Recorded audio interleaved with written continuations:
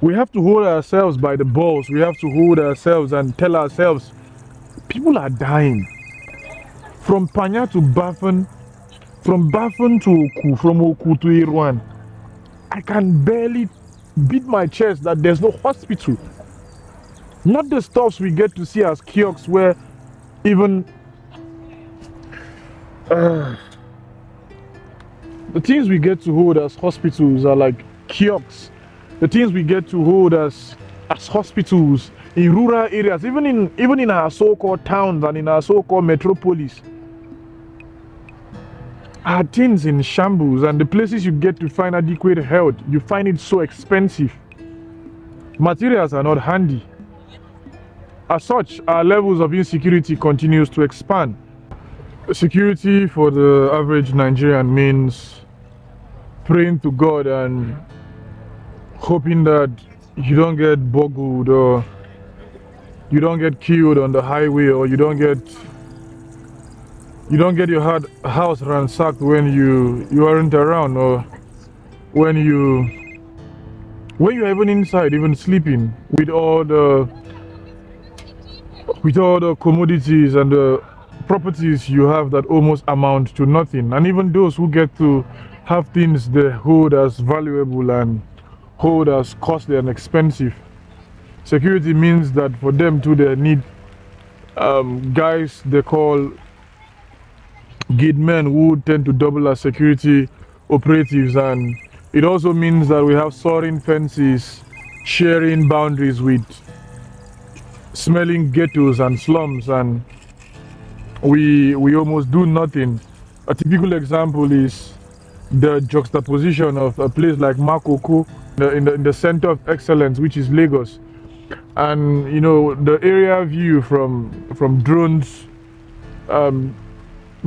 get to present this place as a wonderful place to be, other than the Calcutta it is, rather than the real situation it gets to be. I've been to Makoko a couple of times, and then you see the stark reality of how life can be. And such a place is competing with the slums of the world, a place in Lagos. That's insecurity. Insecurity is you not being able to go to your farm because probably you'll be killed, either from the dispute between Sadop and Buje, or the dispute up the north, or the current conflict going on in Benue State that has been raging for more than 8 years, and there's almost no real-time solution to this. Healthcare in Nigeria would mean the life of my friend's mother, who is currently battling for her life with stroke and a whole lot of other things that get to accompany such reality. And there aren't hospitals affordable to the family to get to cater for her. And so the result of such would mean falling back to traditional homes where people are treated using methods not verifiable, using methods with lots of hypotheses left to the discretion of the practitioner, and how one wants to administer that with lots of limitations that accompany such practice in our modern time, in our modern world. And this is a friend of mine who lost her father from a gunshot injury in 2018, and the reason for that was due to the time it took to get to secure a place of treatment for such injury. And I just sit down here and I ask myself, how does she and her family get to process their reality and their situation at the moment? Because it's scary. It's a whole lot.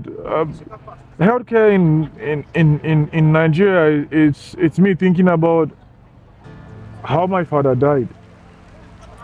It's me thinking about how my grandfather died,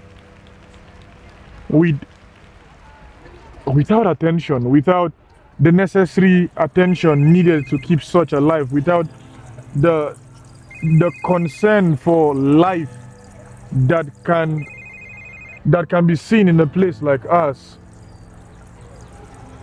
It is a sad reality. Which way? Our leaders are so corrupt, and they get to die like chickens, because that's the way we all get to die. We die so miserably. There's no honor in the way we get to die. We die cheap. We suffer. We condition our minds to the realities we find ourselves and not really live. We die stressing ourselves and not properly being fed. We die too young because of our leaders. And so the next time you want to dislike Showore, the next time you want to dislike David Hundenyi, the next time you want to bring out the deaths of VDM, the next time you want to look at Dele and say, what is he saying? He's been part of the system for a very long time. The next time you want to accuse Peter Obi of all the accusations you guys get to bring from the likes of Reno Mokri and the likes of Bayo Nonugan, all these quarters you get to bring them from Nsime and the likes, ask yourself, when was the last time you ate a 3-square meal and not look at the fraud such proceeds came from, or not looking at how difficult it was for you to get to do business, to get to afford the necessary amount of money that saw to eat that you purchased or prepared such a meal. The next time you want to accuse people of trying to speak up and tell you your problems, things you cannot look at yourself, ask yourself, when was the last time you had peace of mind and woke up without thinking of insecurity, without thinking of banditry, without thinking of the schools your kids are going to go, without thinking of you getting to bribe your way through office and your way through power? When was the last time you were actually human? When was the last time you were indeed actually human? Devoid of all forms of corruption and of all forms of stupidity.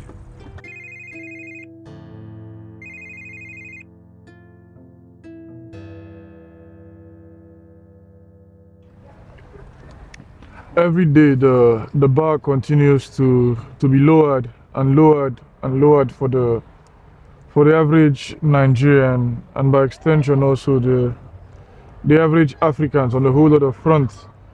And the gap between meeting up with the 21st century also continues to dwindle, thanks to our political leaders and the leadership styles we've also chosen for ourselves, and the level of patience we've come to have with the gross inequality and ineptitudes we get to see around the culture that have become what we now have as a lifestyle and as a way to go as a people, so that the average Nigerian would find it very difficult to meet up with the demands of the 21st century. The average Nigerian will find it very difficult to call himself a scientist, an engineer in the true sense of the word, rather than just a builder or a hustler, a guy who just wants to live for the moment, a girl who just wants to provide for the family, so that children will be trained to have this mindset of growing up to taking care of their families when their family members get to stop working, rather than adults retiring to a security that has old age, see bliss and peace of mind, as opposed to depending and wanting to turn children adults overnight. And then we get to see this idea of children becoming adults overnight on many fronts. Kids are born and are told to work hard so that they would have a source of livelihood that will get to see them and their parents when their parents get to get to become mature, so that when their parents get to become old, so that that chain of survival gets to continue. What are the ways we can cope stuff like this? Leadership, leadership style, leadership style, investing in education, acquiring knowledge, and best ways to get to apply such knowledge. It's important. It's important we do that, and until we do that, we aren't going anywhere until we begin to look at the issues we have in relation to the 21st century and the reality of our existence in time and space, looking at our lives in relation to the lives of as many other persons out there and as many countries that have evolved with the changing hand of time, and learn from what they did and what they are doing to see to it that they are where they are. We are not going to go anywhere.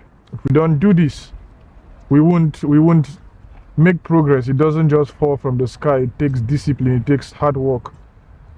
Many of these are the things we lack. Many of these are the things we have not come to tell ourselves and get to see. Many of these are the things we need to look at squarely, clearly, without reservation, without shame, and tell ourselves, we've messed up. We've lost a great chunk of time. Are we still bent on losing the one we now have? The ball is in our court. The ball indeed is in our court. How we play it tells how our life is going to be in the next 10, 20, 30 years. That's if we're not even left further below the benchmark of what it takes to be alive, what it takes to be human. Because tell me, how on earth in the 21st century we've been graduating lots of engineers, lots of persons in the sciences, but yet the idea of calling oneself a scientist is still a thing we don't even feel proud of. It's not even a thing we want to look at. And we still call ourselves lawyers and journalists and doctors and all that. But then the thinking tank or our brain power seem to just follow what we get from across the Atlantic, from across the Sahara, from across the Mediterranean and the Indian Ocean, as opposed to we looking within ourselves and say, we have a problem, probably not peculiar to us alone, but it's our problem and we must get to solve it. In Nigeria, daily people get to meet deaths in very strange places we don't even ordinarily expect people to get to die. People die in mosques, people die in churches, not because they're slummed, not because they had nervous breakdown like that. They get killed by lots of funny stuff, ignorance on a whole lot of front. And that is where the danger of religion falling in the wrong hands come into play. You find men of God in the 21st century, quote and unquote, men of God tell people that they shouldn't pay attention to their health from a medical standpoint, from a scientifically proven standpoint, that they should call on the God of Abraham, the God of the Prophet Muhammad, the God of Isaac, Jacob, and the likes of these to come cure them, things we can ordinarily do for ourselves. And you find us attributing miracles to a whole lot of things that ordinarily don't get to concern miracles in the first place. You find people become so disillusioned by the idea of a God, wheresoever that is, who is going to come to save them from the problems their brothers and sisters created and made a thing and made possible for them to get to encounter. And it's alarming the statistics we get to find, even as we don't really get accurate data down in a country like Nigeria. You go to the modern day televangelists, and you get to see what they do in their programs, and the sermons devoid of love, devoid of sacrifice, they get to embrace, and they get to preach to people, and you listen to them talk, and you just realize, and you get this conviction that themselves don't even get to believe what they get to preach, because it doesn't make sense. What most of them get to say doesn't make sense.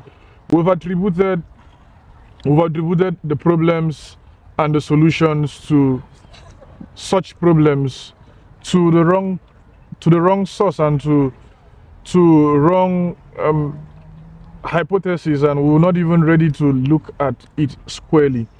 The hypotheses have not been proven to become a theory, and yet in the face of gross evidence, we still keep our heads bent and our face so tightly focused on such stuff. And in as much as we continue to hit the wrong nail into the wrong kind of material, on a material that cannot be penetrated, such nails will continue to bend, and we'll not get any solution, we'll not get any answers to our problems, we'll not get any solutions to our varying problems. Man has made God answers to things.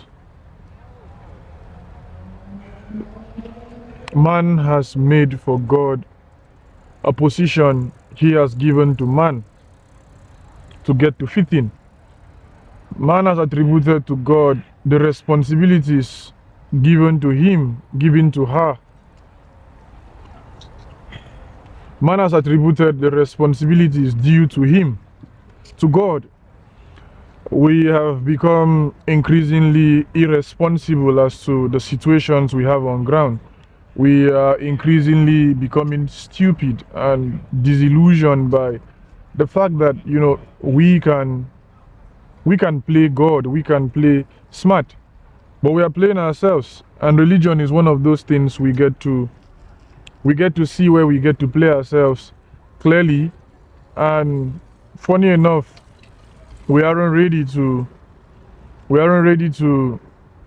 come out of such situation. We are not ready to fix our stuff. Religion will continue to be a problem for us, in as much as we don't practice it right. It needs sacrifice, it needs love. But the version being practiced back home, it's that which is tied to the idea of a transaction between you and God. You get, you take, and this is how you guys get to function. You get to give him something, and he gets to give you something, and it is despicable. It is everything but the truth. It is falsehood, it is stupidity, it is we lying to ourselves, and we cannot progress.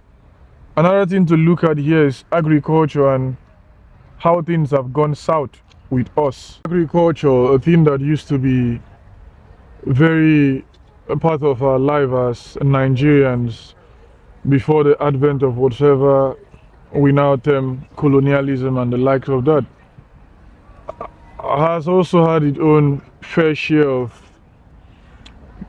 discredit and its own fair share of lack of attention by we as a people. Every society gets to eat. If there's one thing that is as constant as the northern star, or as constant as we going to bed, or as constant as we getting to breathe as humans, is the fact that we get to eat.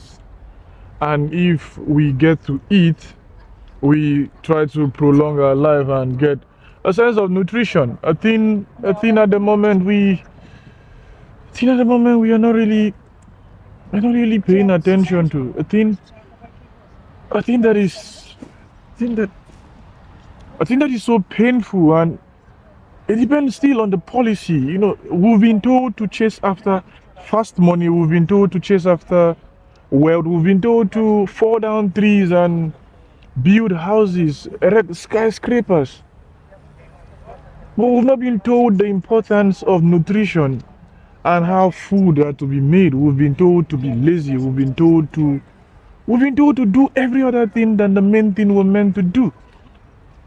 How does a nation stay without actually functioning and championing agriculture? How does a nation function without actually paying the necessary attention? The means of getting to survive is retained and given the necessary attention and the necessary time it gets to do. The North is under siege. Benue State, the state once known as the food basket of the nation, it's been under siege, and we do little or not in the East, vibrant for its production, and it's not seeing its way forward. Boki, known for their production of lots of palm oil and cocoyams, and it's not safe. There are lots of communal clashes, and then the transfer of knowledge is still very, very archaic. As such, you see us hungry. You see us very, very hungry. You see us very sad. You see us very dependent. We import toothpicks, we import things we cannot produce, we import meat. We want to eat meat. We don't have the means of comfortably purchasing meat from other countries, and yet we cannot grow meat.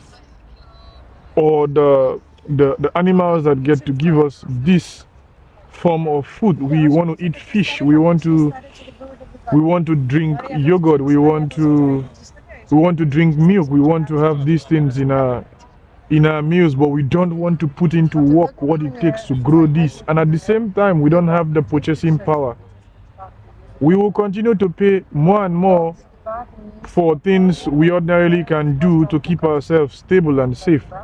A thing the North was known for, that's why you don't see them get to involve themselves in riots, protests, and things that get to seek for the better governance of a country. But not until recent times, where the whole idea of illegal mining has come to take over their lands and take over a whole lot of things, and now you now see them get to want to do what they should have ordinarily been participating in. That is protesting. That is saying, we cannot take this again because there's banditry down our side, and we all need help. We all need to move forward. We all need to progress as Nigerians.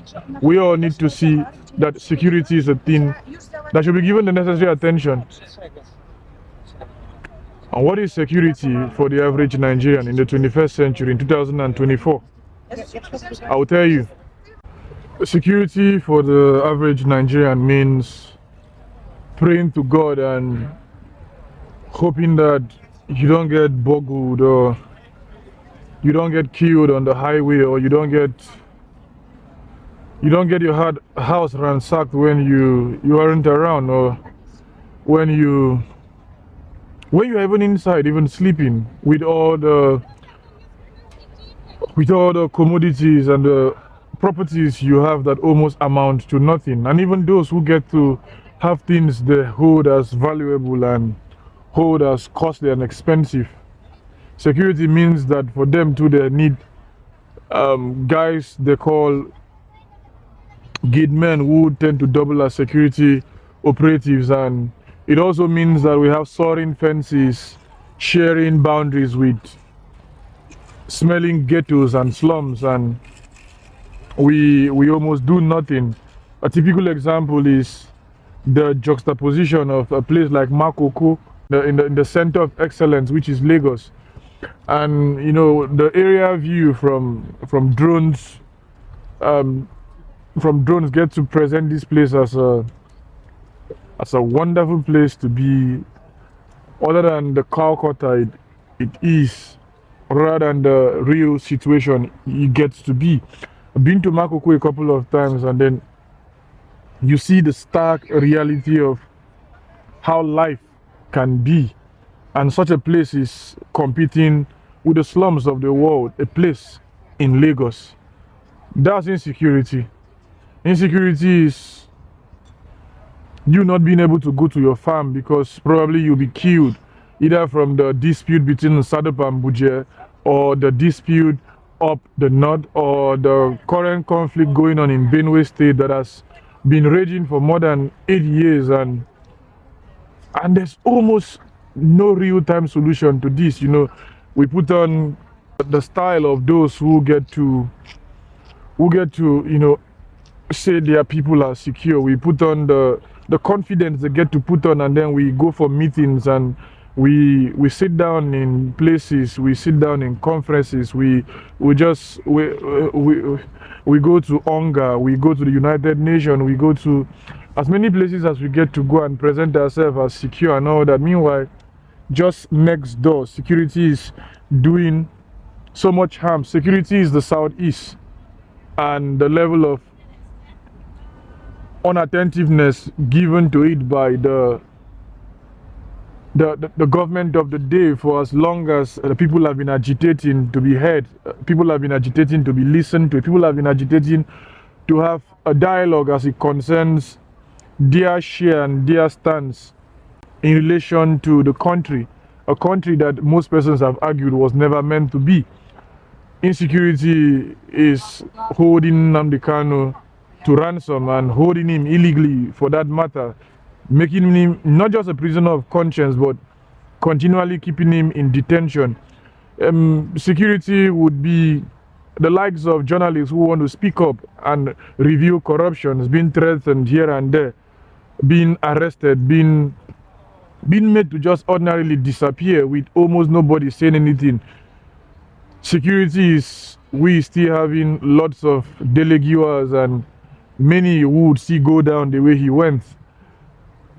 Security is we not having food to comfortably eat as Nigerians. We not being able to go to a farm and comfortably get to till the soil and have the security of life we ordinarily get to aspire for and dream for. And sometimes we don't even dream for this life. We don't even aspire for these things, because as passenger will say, you can only buy what you are being sold. And sometimes our horizon and our mindset are not being stretched enough to see the beauty of life. That houses without flushing toilets and houses without running waters aren't supposed to be a thing to be proud of in the 21st century. So that houses with 5 stories on them without elevators shouldn't be things people should ordinarily build in the 21st century. So that roads that are substandard and schools that are poorly funded and poorly invested in terms of having teachers, having books, is also a way to talk about insecurity. So that we see that up until now, the National Library has not come to be, and the National Archive in Ibadan and that of Enugu and in different places are things in shambles, are things we ordinarily should be ashamed of, but we've sold our sense of shame, we've sold our sense of bewilderment, and now we've just come to live with this mediocrity, and we've come to accept life as we have come to have it. Life beneath the normalcy, life beneath what we ordinarily should have as life. Life in fear, life worshipping leaders who are ordinarily supposed to serve us. Insecurity is Boko Haram, the bandits, communities having clashes over tribal conflicts and lack of resolutions to such conflict, tribal sentiments playing here and there. Security is getting to ask me always, where are you from, before giving me a job. All these things are things that breed insecurity in our lives, and they make up for what we call security. Security is keeping money and saving money in the bank, and sometimes stashing them in houses with no need or no idea to come to really say, I must get to invest this money in the right thing. I must get to invest this money in the place it ordinarily supposed to be, so that the GDP of the country gets to grow. But why do you want to do that? Because you are not secure, you are not sure. You can put the money in the wrong investment, and the risk is so huge that you get to lose the money and become a puppet overnight. And that's the sense of insecurity we don't really look at. Security in the country is we not knowing that we are not secure. Security is not knowing that we are not secure enough, that we live in cages and we have burglaries everywhere, that we cannot just live with houses just with glasses and have a safe sense of comfort. Security is we living in the type of places we get to live, not sure of our journey in our vehicles, not sure of our journey through our air spaces, not sure of our next move, not sure we're going to see the next day, not because we're going to die out of natural causes, but because our life expectancy is so low, because of the way we get to live and the way we get to feed. Security is we not properly investing in our youth, thereby endangering our future and endangering a large chunk of people. We are people of over 220 million living in a particular geographical positioning, as some persons will also get to say expression. The country has grown beyond that. It's no longer a geographical expression, it's a reality, it's a thing we must come to embrace. Security is a thing we really need to give serious attention to if we really want to succeed. But a thing we have not done, and a thing staring us in the eye, needing answers, needing attention. Because without security on different fronts, how can we as a country, and by extension the continent, want to function? How can we grow when we are not secure? So what should we do? Solving the problem of corruption in our dear country, by extension also to the world, is a thing we all should be very concerned about. And one of the ways to go about this is to properly educate the minds of those that get to inhabit a particular place, the minds of those that get to interact with us. We have to do more than just allowing things to fall out and we telling ourselves, things are falling apart and so there's nothing to be done. What if we, as a collective, as opposed to the many wars we get to fight in our world today, begin to tell ourselves we are more similar than we are different, which is the truth. That being human is the oldest culture, being human is the oldest way of expressing our humanness. That we have blood running down our vein, that we have feelings, that we feel sad, that we feel angry, that we feel pain, that we feel joy in our body, and we get to have pleasure, and we in the end ultimately get to die, and that we are more similar than we want to accept. So that if we begin to look at things from this standpoint, we see to it that the next person we are trying to hurt, the next person we are trying to deprive of his or her sense of existence is a person worthy also of living. It's a person worthy of all the attentions and all the time we as a people ordinarily crave and ordinarily get to desire. I'm reading a book. It was released in 2023. It's called Poverty by America. It was written by Matthew Desmond, the award-winning author for the book Evicted. And in the very first pages of the book, he had a quote from Leo Tolstoy. It says, "We imagine that their sufferings are one thing and our life another." We imagine that their sufferings are one thing and our life another. We always get this sense of detaching ourselves from the realities that get to make our world. And James Baldwin will get to talk about the idea of you going anywhere in the world and getting to find yourself as the possibility of the next person, as being as brutal, as being as brutish, as being as wild or as criminally minded or as crooked as you can think of, or as being as saintly as whatsoever, and still get to be those, and still get to be such a person, and still get to tell yourself that that person doing that stuff could have been me, or could be me. There's nothing so special about you in the world that you get to fix yourself so much so that you think you cannot be the next person.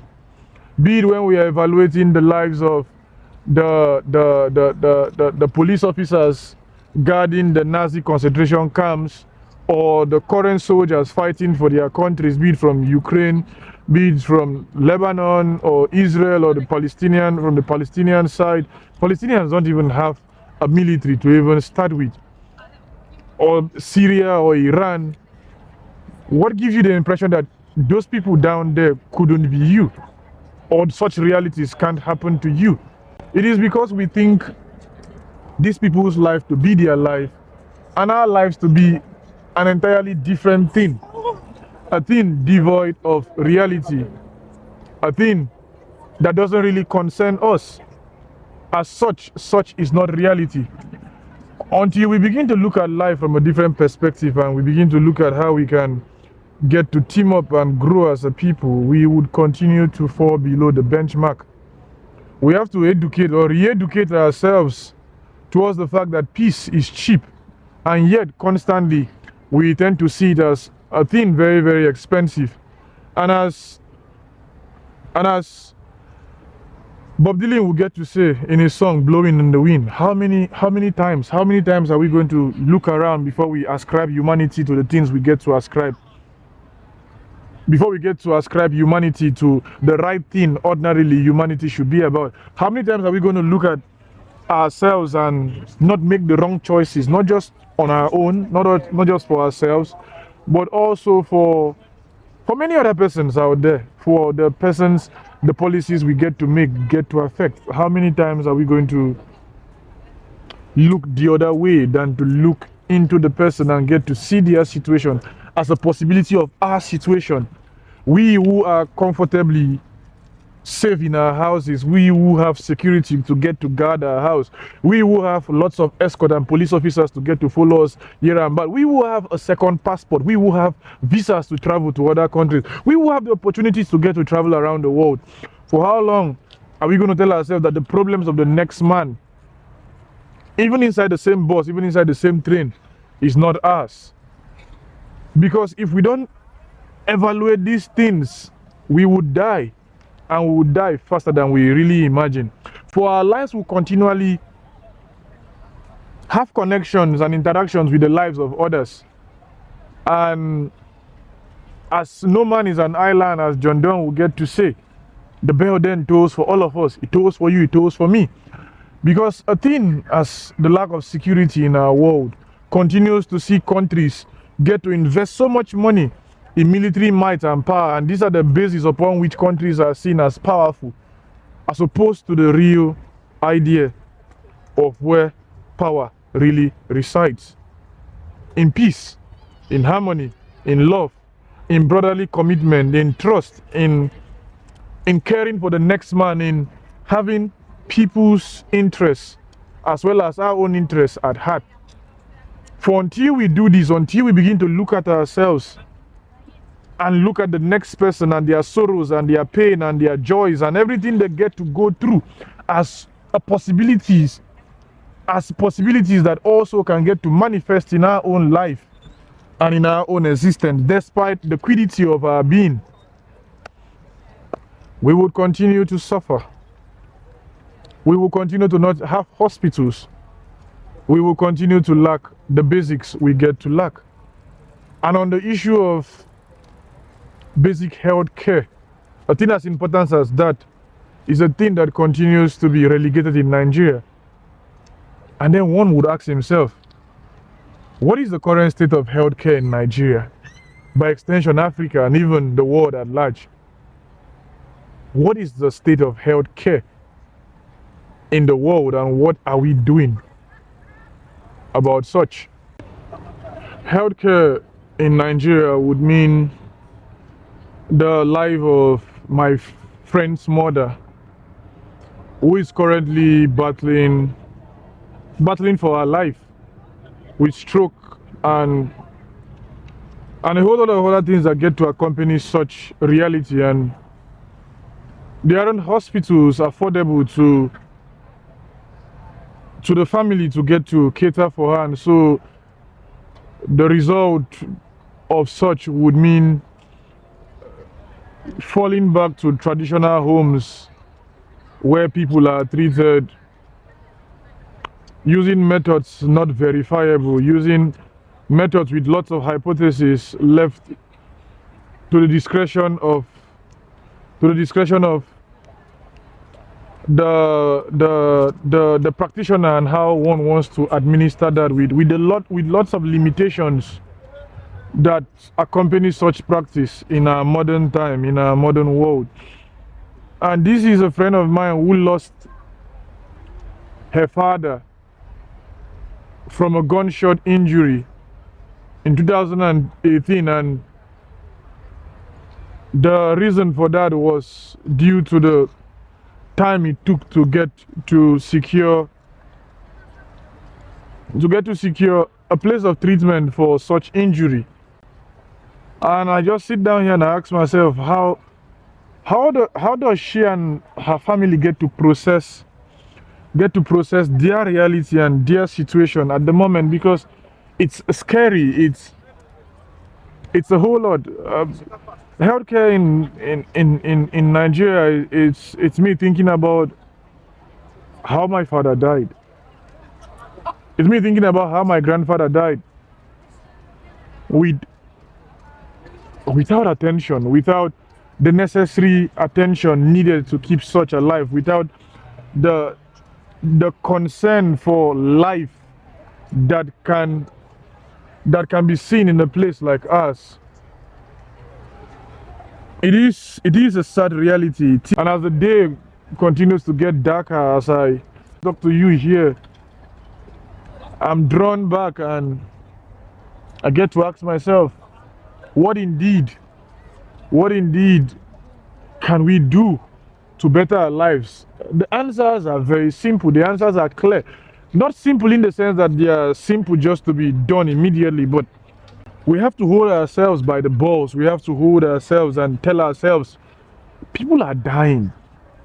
From Panya to Bafan, from Bafan to Oku, from Oku to Irwan. I can barely beat my chest that there's no hospital. Not the stuffs we get to see as kiosks where even the things we get to hold as hospitals are like kiosks. The things we get to hold as hospitals in rural areas, even in our so-called towns and in our so-called metropolis, are things in shambles. And the places you get to find adequate health, you find it so expensive. Materials are not handy. As such, our levels of insecurity continues to expand. Our roads are not functioning. As such, people get to fall prey to the realities of accidents and the realities of bandits and the reality of getting their vehicles damaged and spoiled on highways and lowways as a result of we not getting to face the reality of the 21st century. Our kids can't comfortably go to school and get to function normally as a result of our current reality. As Nigerians and as by extension Africa, we have a bad crop of leaders. We have a bad crop of politicians. Which way? Our leaders are so corrupt and they get to die like chickens, because that's the way we all get to die, you know. We die so miserably. There's no honor in the way we get to die. We die cheap. We suffer. We condition our minds to the realities we find ourselves and not really live. We die stressing ourselves and not properly being fed. We die too young because of our leaders. And so the next time you want to dislike Showore, the next time you want to dislike David Hundenyi, the next time you want to bring out the deaths of VDM, the next time you want to look at Dele and say, what is he saying? He's been part of the system for a very long time. The next time you want to accuse Peter Obi of all the accusations you guys get to bring from the likes of Reno Mokri and the likes of Bayo Nonugan, all these quarters you get to bring them from the cement and the likes.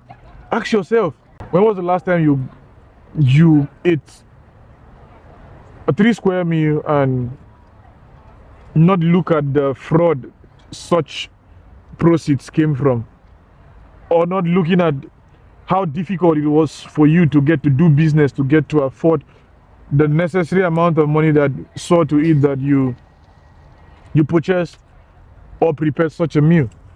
The next time you want to accuse people of trying to speak up and tell you your problems, things you cannot look at yourself.